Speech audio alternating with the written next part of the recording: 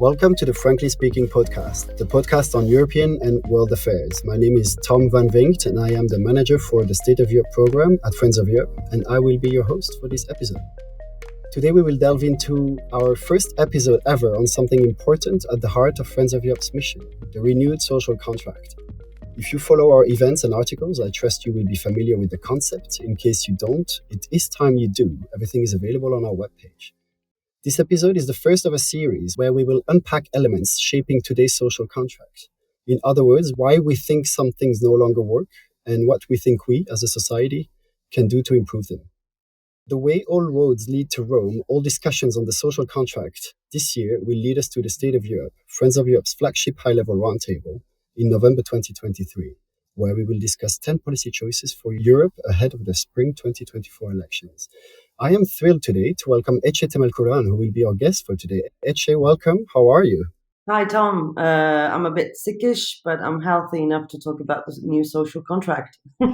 It's delightful to have you with us, Ece. And Ece, you need no introduction, really, but let me give it a go nonetheless. You are a novelist, a political thinker. You were published in The Guardian, The New Statesman, The New Left Review, Le Monde Diplomatique, Der Spiegel, The New York Times, and Berliner Zeitung. Your novel, Women Who Blow on Nuts, won a PEN Translates Award and sold over 120,000 copies in Turkey. You were twice named Turkey's most read women columnist. You're an international reference on all matters relating to democracy, fascism, and the social contract. In your book, How to Lose a Country, you very efficiently and yet so poetically laid out the rise of authoritarianism in Turkey and the West. And then you moved on to Together and 10 Choices for a Better Now, which is an incredibly uplifting outlook onto the future and what we can do to help ourselves. And indeed, you've been touring Europe and the world, warning all of us of the dangers of fascism and the erosion of democratic values in your role as Cassandra. Ece, if it's all right with you, let's jump right in with our first question for you today. Can you tell our listeners a little bit about yourself, how you've cultivated your unique voice, and who is Cassandra? Where does she come from, and what does she do? It's the most difficult question, this one. I was thinking about this question earlier. What am I doing? How should I define myself? Because it's constantly changing. I think I'm a flowy persona in that sense. And at the bottom, I think we can say that I'm a distracted poet, distracted by politics very easily.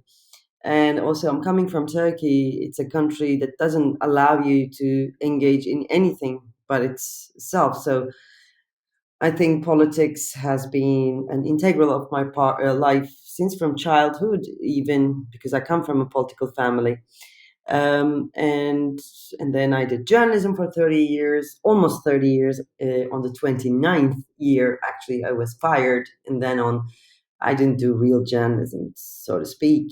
I was a columnist for the last 20 years of those 29 years. And yeah, since 2000, let's see, 16, since I left Turkey, I started writing in English, and my last books, How to Lose a Country and Together, were originally written in English. Otherwise, I'm writing poetry and novels, but very recently, I even have written opera libretto, which is to be performed in Amsterdam on my 50th birthday, 22nd of July. Thank you so much. And to anyone who listens to us, please do make sure that you wish Ece a happy birthday on the 22nd of July, because it's going to be an important date. Delving into the topic of this podcast, and thank you so much for your introduction. Understanding a social contract, this is where I'm really going to be asking your thoughts, and there's no filter. Understanding a social contract as an agreement amongst members of society, the state, the private sector, institutions, civil society, and citizens, and that there are as many applications of such a contract as there are countries. Tell us about your ideal social contract, and what societies in Europe or elsewhere, if any, are the closest to your ideal, and why that is. First of all, this social contract, and even more so, the option of renewing it is quite exciting. It's one of the most thrilling things I've ever heard. in politics, in global politics, in the last 10 years, I would say. But if you ask me about the ideal social contract, I would suggest, borrowing a term from feminism, we all reverse our gaze to Latin America. Uh, Up until this point, probably until 2016, when Brexit happened and when Trump came to power, when Europe officially became a mess, we looked up to Europe like rest of the world, and Europe is far larger than the continent itself. I think we are tired Europeans living in other parts of the world. But now, what's really exciting about global politics is happening in Latin America, in Chile, in Argentina, in Brazil, and among them being most exciting Chile, I think. Um, they are literally renewing their social contract, and they are doing it very beautifully, I think. So, if we want to think about social contract, we have to look at Chile at this point. Um, uh, there has been stumbles, like failures, temporary failures in that process, in the new constitution process. But then what Europe is discussing today, which is deliberative democracy, citizens' assemblies, sortition, they have been working on it already, and amidst political crisis and despite rising fascism in the Latin American continent. So, what they are doing in terms of social contract can be taken as an example. Not wholly, maybe, not entirely, but then that is where we have to look if we are looking for a North Star in the future of democracy and in terms of renewing the social contract. Thank you very much, Ece. And so, if I understand correctly, and you've alluded to this, you mentioned deliberative democracy is a renewed social contract. So something that will put the citizens at the very forefront of everything that society is about. Is this the recalibration with at the very core the individual and the citizen? Yes, exactly. And they have been far ahead in Latin America in terms of crisis of neoliberalism and in terms of crisis of conventional democratic institutions. Chile, especially, was the first country that the unleashed neoliberal policies were tried, tested, and it is becoming the first country that is trying to get rid of those policies in the in a quite radical way. One, and second, Latin America, right wing populism has always been a problem. But then, while European countries are still trying to find a way out, theoretical way out of rising right wing populism and authoritarianism, they have already defeated those leaders, such as Bolsonaro. So there is a long list of things that we can learn from them. And by the way, I of course count Turkey as part of that group as well. The elections are very close in Turkey on 14th of May in a few days. So we're going to see whether Turkey will beat down the 20-year-long Goliath of authoritarian regime. Anyways, so and I think what's happening in Latin America in terms of social contract, the contract between private institutions, government, state, citizens, civil society, um, will give us a idea about how to think about capitalism, which is very central to my thinking, and how to think about the new politics, the new kind of democracy. That is why I find it very important what's happening in Latin America. Thank you, and I'm so happy that you've just mentioned what you did, because my next question was going to be about just this. When we met in last October in Brussels for the State of Europe, you talked about the crisis of democracy as being inherently closely intertwined with that of capitalism. And you've already started, but could you further elaborate and explain, what the correlation you see between both? So this is specifically where the social contract of liberal democracies is rupturing, that connection or broken connection, perhaps?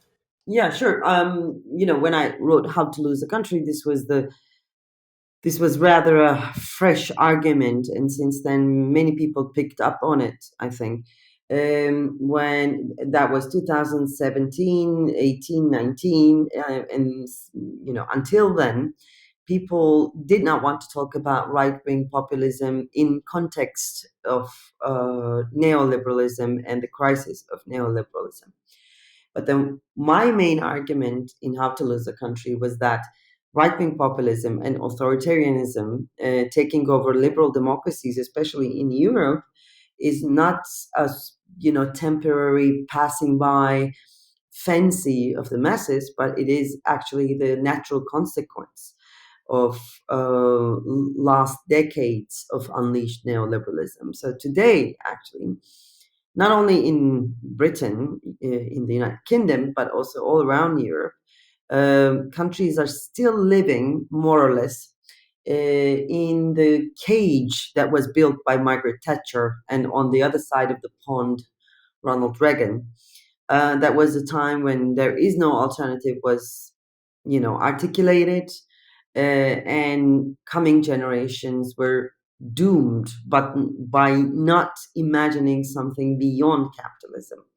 And then on, there was the decoupling of economy and politics, and economy was to be mastered and managed by the adults in the room, so to speak, those guys who understand numbers. So there was this, mythology of free market economy, and it's, endless, limitless, might in terms of managing itself. But what we have seen with the current cost of living crisis, with the current massive inequality, market economy does not really do the right thing as it was expected.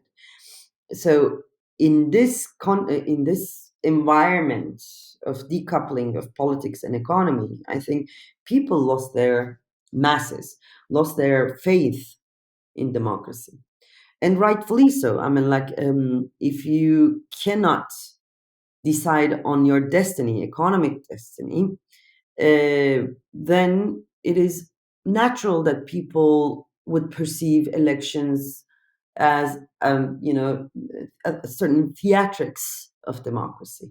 So what are they deciding exactly if they cannot decide uh, on their economy? So that is why I think crisis of capitalism and crisis of democracy are intertwined. And on the other hand, like, on a more, let's say, theoretical level, I do believe that the fundamental contract of capitalism and the fundamental contract of democracy are in contradiction. They're in conflict, because democracy tells us that we are equal, and capitalism says that, well, we are not, and we will not be. And it also, neoliberal policies tells us that this is the natural state of humankind. So democracy seems like a very fragile, sort of ambiguous, not clear for whom it's good for, kind of abstraction. So I think democracy, those people who are voting for authoritarian regimes and who are, who become the devotees of right-wing populist leaders, are actually voting against democracy, and they are showing their reaction against democracy. Their democracy, I mean, like, the democracy they have experienced, is just this, ballot boxes. Every 4 years, they go to ballot boxes, and they know actually that nothing will change in their life. So it is only natural that authoritarianism thrives in this neoliberal environment. The thing is, during 1980s, or let's say before that, 1950s, during the Cold War, the main argument was that authoritarianism could only come from socialist countries like USSR and so on. So it took many people too long time to recognize the fact that capitalism can also produce authoritarian leaders, and neoliberalism automatically actually create authoritarian leaders. There's also the infantilization of masses in neoliberal societies, but that's a long story. If anyone is interested, that's elaborated in How to Lose a Country. Thank you so much, and so many things I want to pick your brain on. You've talked about the loss of faith in democracy, and that's something I'm going to get back into. I've actually got a specific question I want to get your thoughts on, but so interesting how the promise of equality, which is that of democracy, has been lost to the point where now the ballot box exercise is no longer what we deem our avenue, our conduit to better lives, and that's really the crisis we find ourselves in. And you've alluded to this several times in your answer, but you've mentioned in the past how, if we want to save our social contract, we must start to talk about redistribution of wealth. And I've heard you say in the past, which made me smile, and I really want to get back to this. You've explained that when you say this, when you speak publicly in conferences, half of the room freezes, while the other half rejoices ecstatically. And usually, those rejoicing are youth. Mhm. What do you think this says about our social contract and the state of our democracies? What's this intergenerational thing? Is there something to unpack there? What is it? Tell me. Well, a few things. First of all, we still live under the shadows of Cold War in our intellectual life.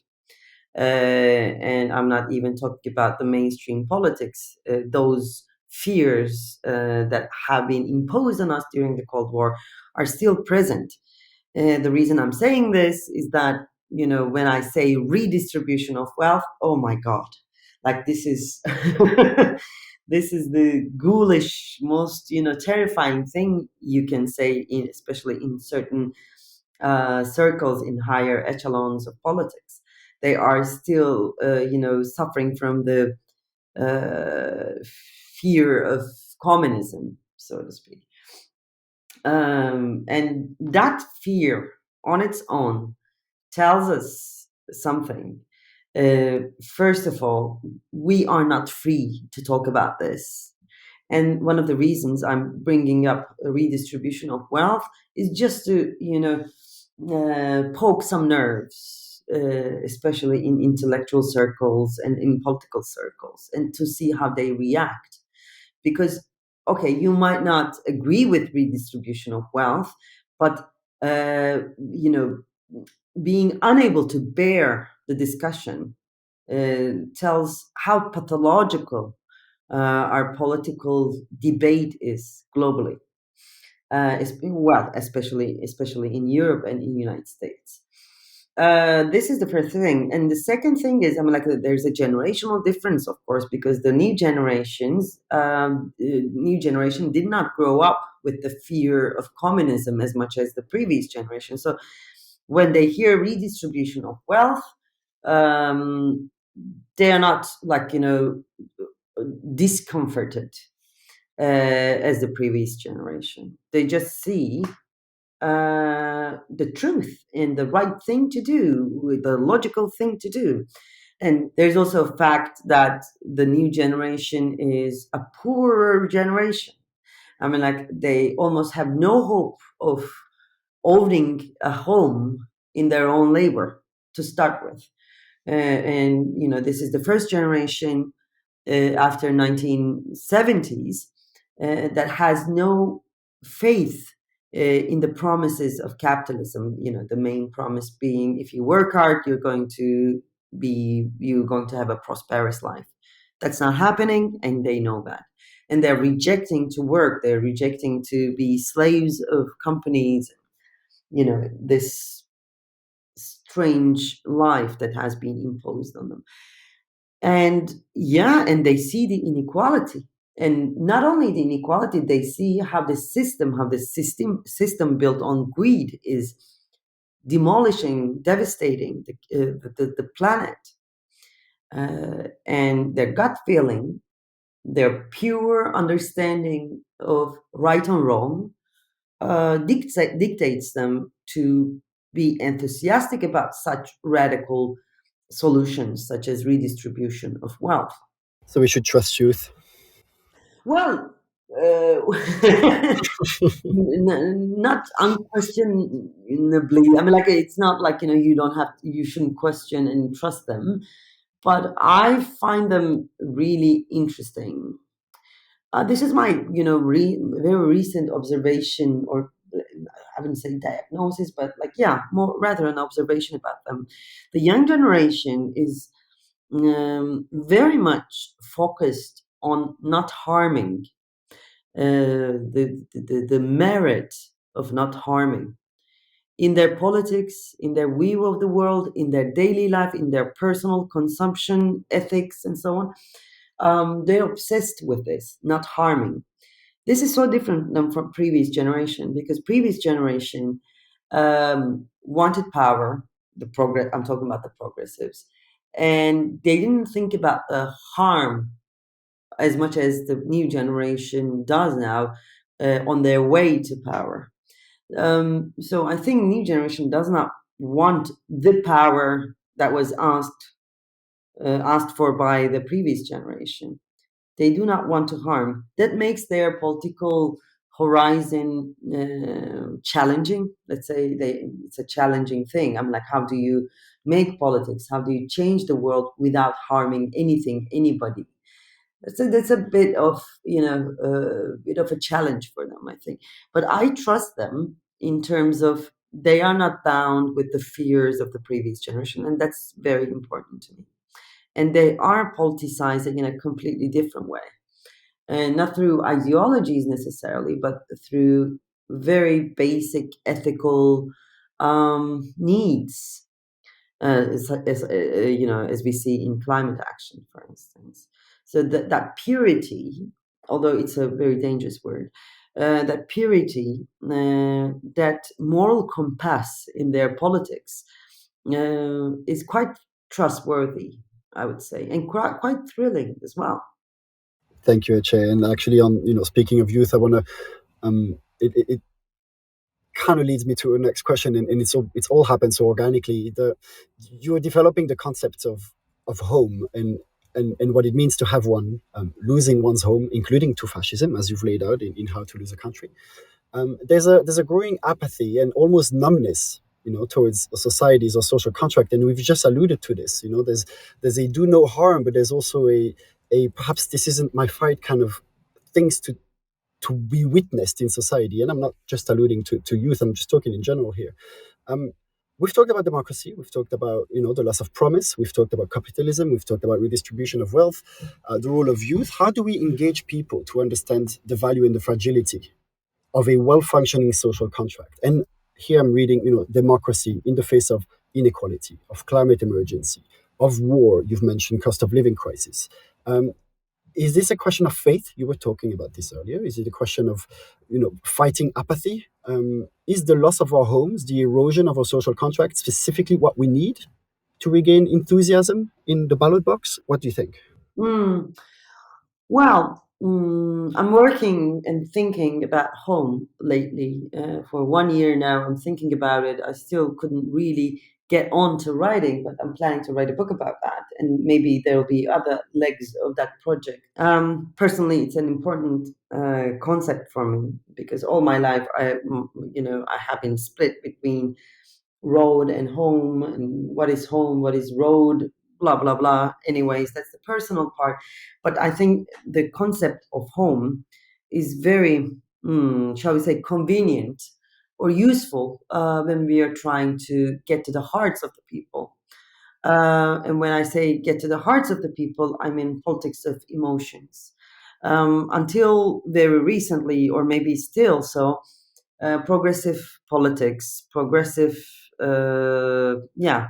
politics was kind of looking down upon politics of emotions, whereas the right-wing populists, the authoritarian leaders, have mastered politics of emotions, although they are, exploiting the wrong emotions, the dangerous emotions such as fear. They are doing it so perfectly that no facts that refute their argument can convince their devotees. This is a very important problem, like in Hungary, in Turkey, in India, in United States, in like several other places that is now suffering from authoritarian leaders. Um, so, as progressives, as people who are looking for a better, who are trying to build a better world, renew a social contract, I think we have to find a way to build our new politics of emotions. That's why I wrote Together. I mean, like the old subtitle was 10 Choices for a Better World, the new subtitle, A Manifesto Against the Heartless World. Um, because I wanted to tell people that, one, after being subjected to authoritarian regimes or maddening right-wing populist regimes, you are left with no bearings, neither politically nor morally. And at that point, when you're in ground zero politically and morally, you have to go back to your initial, values. What are those values for progressives? So I wanted to lay out those values. So politics of emotions is very important, and through that thinking, I'm coming to the point that, like, okay, this is the burning question: how do you mobilize the people for democracy, for climate action, and so on and so forth, for to stop to reverse the economic inequality? That is the burning question. So I say that we also have to use politics of emotions to do this. I don't mean manipulating emotions politically as the right wing populist leaders do. I mean going back to our main, fundamental values and making sure that we become as many as we are to change things, to remember who we are, because this is also a confusing, maddening time. Our zeitgeist is so bombastic in that sense. So we have to clarify our thinking by going back to politics of emotions and our moral values as progressive, thinkers, progressive politicians, writers, commentators, opinion makers, and so on. So yeah, home. Okay, if you say to somebody, if you tell somebody about carbon emissions, and that we're going to lose the planet in about 15 years, this doesn't mean anything. This will not create the reaction that many activists depend on, unfortunately, because this is how human works. You go numb or you go crazy. So, the facts, the incomprehensible facts, like they're so massive that they are incomprehensible. Those incomprehensible facts can only be storified, one. Second, they can only be felt. They cannot be comprehended.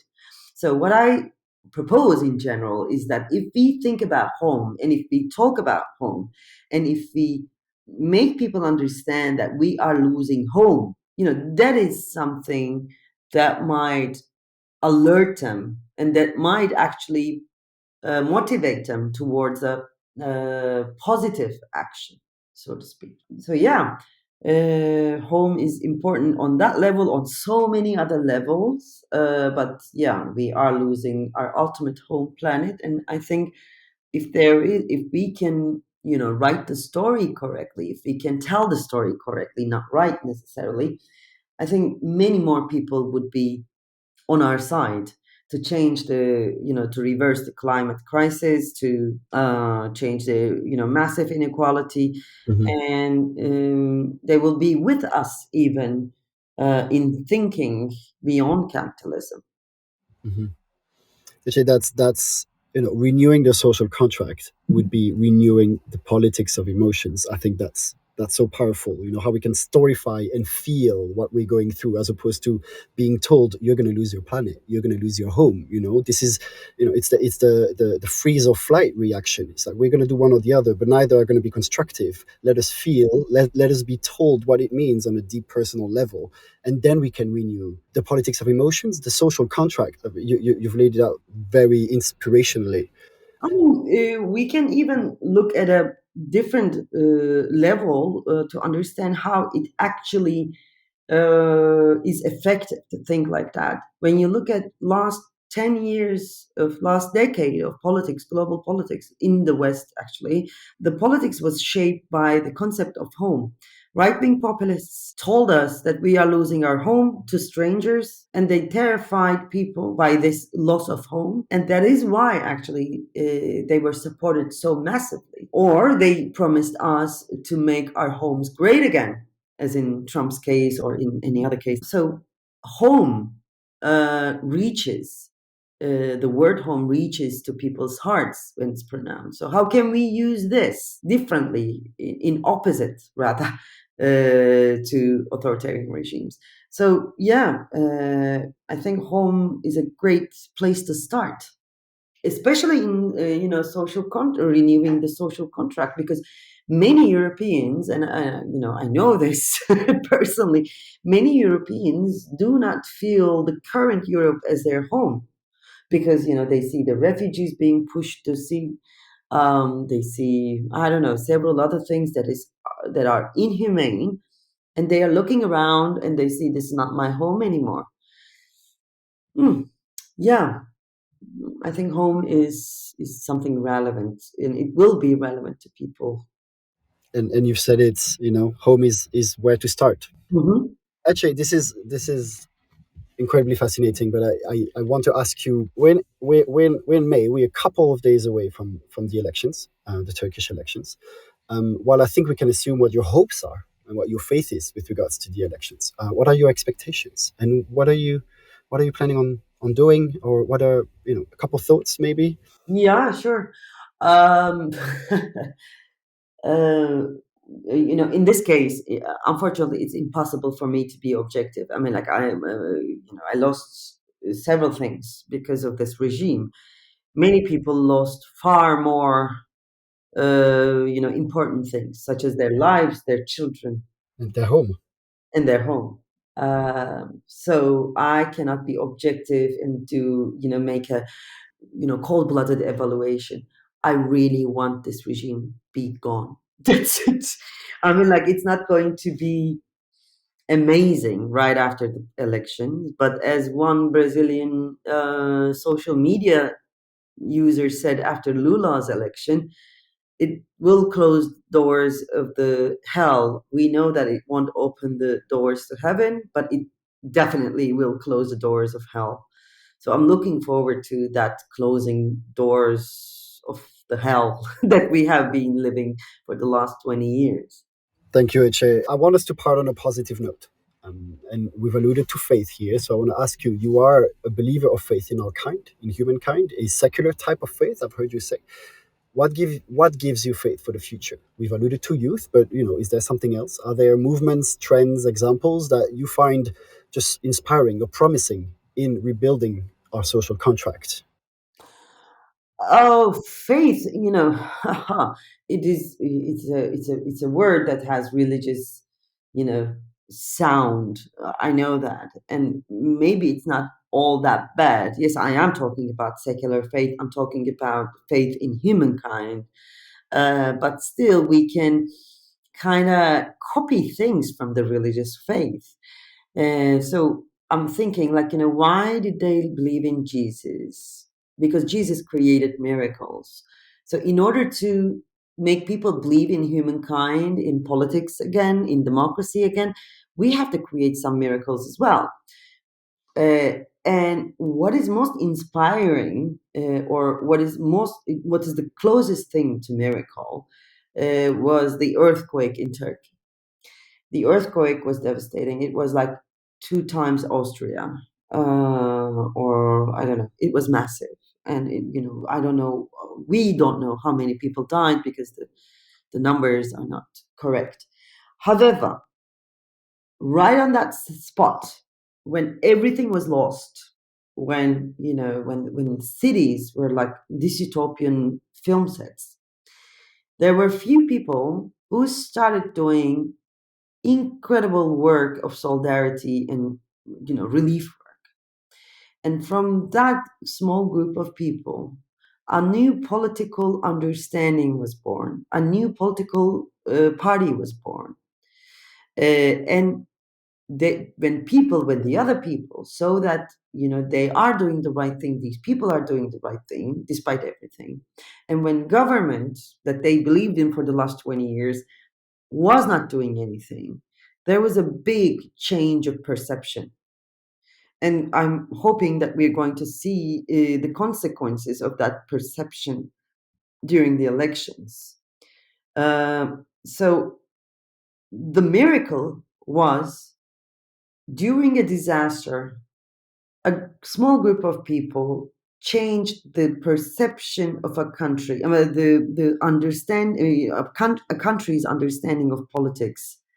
But even more than that, a country's understanding of right and wrong, beautiful and ugly. So that was America. That was the most recent incident that made me believe in humankind and humans and in politics as well. I think we need more of these, not disasters necessarily, but on the spot miracles that prove to the rest of the world that humans are not selfish, self centered bastards, as neoliberalism wants us to believe. We are good, we are selfless, and we want to sacrifice ourselves for the good of our kind. And I think this kind of understanding, this kind of faith, did not have enough time to do all of itself, but I know that it will, because very soon in politics we will be lacking the bearings, the institutions, the conventional, political mechanisms. And then on, we will have to renew our faith in humankind. And I am absolutely sure that we will. Thank you so much, Ece, for closing these podcasts on such uplifting and positive words. It was truly delightful to have you with us today. I look forward to being in contact and to see what you are going to be putting out to the world. I look forward to reading you, to hearing you. As a reminder, Ece's birthday is on the 22nd of July. And it will be the day that her first ever libretto will be performed in Amsterdam. So do absolutely look it up. I want to thank you so much, Ece, and I want to Thank you, Tom. It was a delight. Thank you. Thank you so much. thank you very much. And this was the Frankly Speaking podcast, the podcast on European and world affairs. It was our first ever episode on the renewed social contract, and we are delighted and blessed that it was with you, Ece Temelkuran. Thank you very much, and we look forward to speaking very soon again. Yes, thank you. We'll leave it there for today. If you haven't already, consider subscribing to the Frankly Speaking podcast newsletter, or following us on Twitter, Instagram, LinkedIn, or Facebook. And if you've enjoyed the show, please leave us a review or a rating, as it truly helps us reach more curious minds like yours. And don't forget to tune in again, this time next week.